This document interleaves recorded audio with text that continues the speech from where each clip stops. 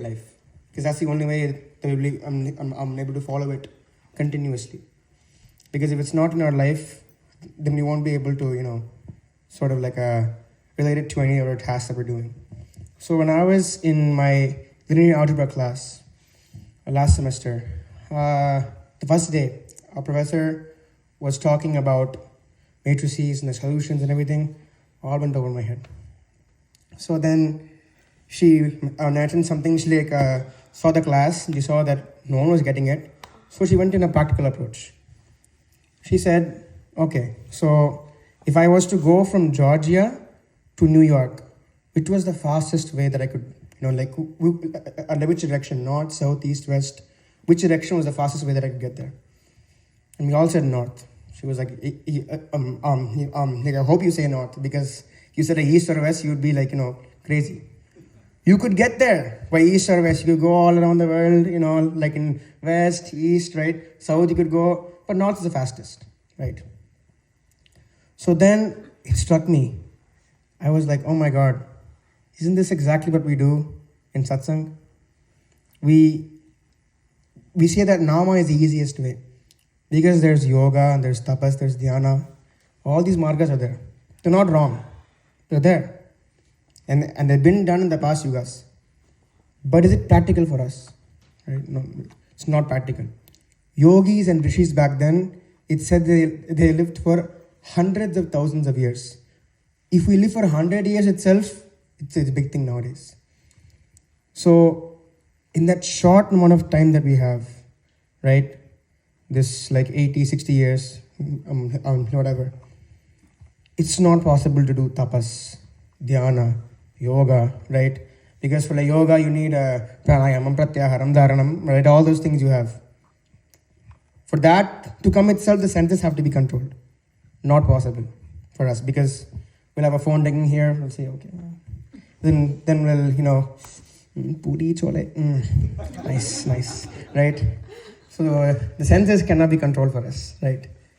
Because they're always working. From the toenail up to our top of the head, we have this ahankaram going me,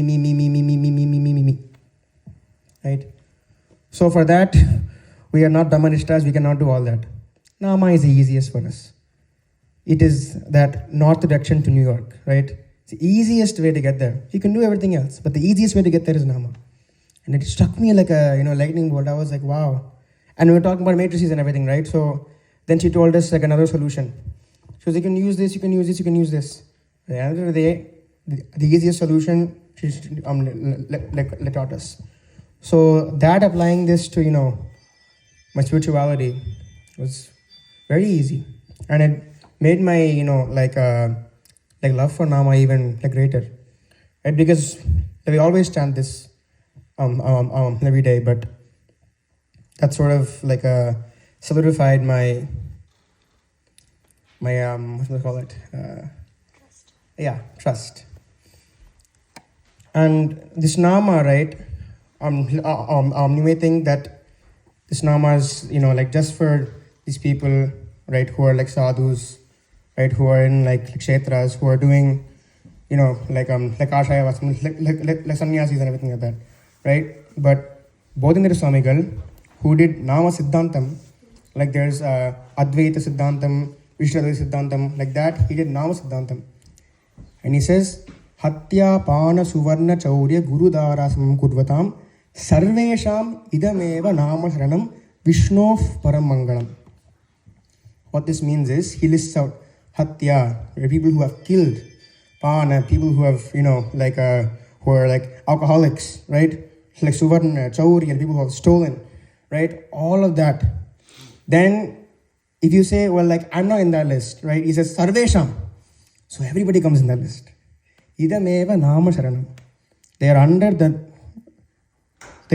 the Nama, right? Vishnov Paramangalam. Which Nama? Vishnov Paramangalam. Under this Hare Rama Mahamantra, right? So that is how great this Mahamantra is.